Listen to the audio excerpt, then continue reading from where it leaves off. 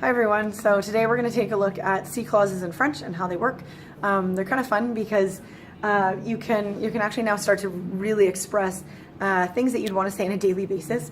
It's not just like the dog is blue. Like if you buy a blue dog, I'm going to buy a red cat. Look how much fun that is, right? So we have different ways of categorizing how C clauses work. You either can look at it like, is it likely to happen? Is it unlikely to happen? Or is it basically impossible? It's never going to happen. Or you can look at it in terms of these verbs, go with these verbs. So however you approach it is up to you, but they're same sort of meaning actually at the end of the day. What's kind of tricky though for us about this is that there are certain verbs that we can't use with another verb tense, or certain verb tenses that we just can't use with other verb tenses. Like if I said, for example, if you open the door, then I would have had pizza. It doesn't really work. Because one is if you open the door, this is like a present, like an actual possibility, then I would have had pizza. That condition is based on something that would have already happened in the past, which is based on our sentence. That doesn't work. Or for example, I could another sentence that doesn't work is I could say, if you have driven to the store, then go now. That doesn't work. There's certain rules. This verb tense takes this verb tense. This verb tense takes this verb tense. We'll look at that. So, if it's, let's say, likely or potential, then you're going to stick with the present tense to begin with, okay? So we have a few options too. We have C, present, present. So for example, if, present tense followed by another present tense. So for example, s'il pleut, nous restons chez nous. So if it rains, we stay home. We use this. It does happen often. Not maybe the most common. We have si imperative présent, so si impératif présent. So, for example, viens me voir si tu as le temps. So, come see me if you have the time. Again, it's a very regular way of phrasing that kind of need. But again, it's not a common thing that we're going to just say every few seconds. Probably the most common if sort of formation that we use is this following one. Si, présent, futur. So, the si, present, future. So, for example, si tu t'en vas, tes parents se fâcheront. If you leave, your parents will get angry. In English, here's some more examples. Like if you go to the store, you will spend money. If you eat that banana, you will be full. If you buy chocolate milk, you will drink it.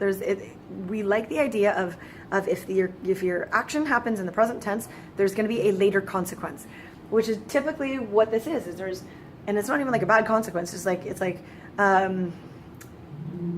what is it, like an action and a result, right? So next one is unlikely. So if an event is unlikely to happen or is contrary to fact, the imparfait is used in the C clause. This one's kind of nice because the minute you use imparfait, you have to use conditional. And if you use conditional, you have to use imparfait. What's kind of tricky about the present tense is that if you start with the present tense, you have options. And there's actually, you'll see other possible options in French that will occur with the present tense. Just stick with these three for now. But with imparfait conditional, that's all it is. The minute you use the word if, and you have the imparfait, it has to go with the conditional. No other choice. So in a way, that's kind of nice because then you're not like, which one do I use? Like, you have to use imparfait and then conditional, if that's whatever. So, for example, je t'aiderais si je pouvais. I would help you if I could. S'il parlait espagnol, il s'habituerait à la vie mexicaine. So if he spoke Spanish, he would get used to Mexican life. These are a little bit trickier, I guess even in French, just to pick up on. So let me just give you a few examples. If you had the time, you would learn the language. If you had a dog, you would have fun. If you knew the answer, you would do better. If you liked spaghetti, you would love spaghetti sauce. I don't know. So the minute we use the imparfait, we have to use the conditional. So, and I should have said this too. If you don't know the verb tenses that are in here, this whole concept it's going to be lost in you. So any of these verb tenses, whether it's the present, the imperative, the future, the imparfait, the conditional, and then the next two I'm going to show you, pliusque parfait and conditional passé. If you don't know them, go back and review them before even looking at this. So, types of C clauses. Another one, so to express a very hypothetical and most likely impossible situation, is you're going to use the pliusque parfait, which is the furthest, oldest in time verb tense there is, and then the conditional passé, which is the most in the future verb tense there is. So for example, let me just show you in English. If you had asked me, I would have answered. So I guess the reason why we call this impossible is because they didn't, like in this one, if you had asked me, well, he didn't ask you. You can't go back in time and change it. Like you could say, if you ask me, I will tell you. But back in time, if you had asked me, I would have told you. Let's even think of a, let me give you another example. If you had called by midnight, I would have picked up the phone. But the thing is, midnight's now come and gone. So that condition no longer can be met. This is almost something that you could almost use like in an argument. Like, had you told me where the location was, I would have shown up. But obviously they didn't. The party has happened. You didn't get to show up at the party. Now you're done. So again, we call this impossible because it's not going to happen.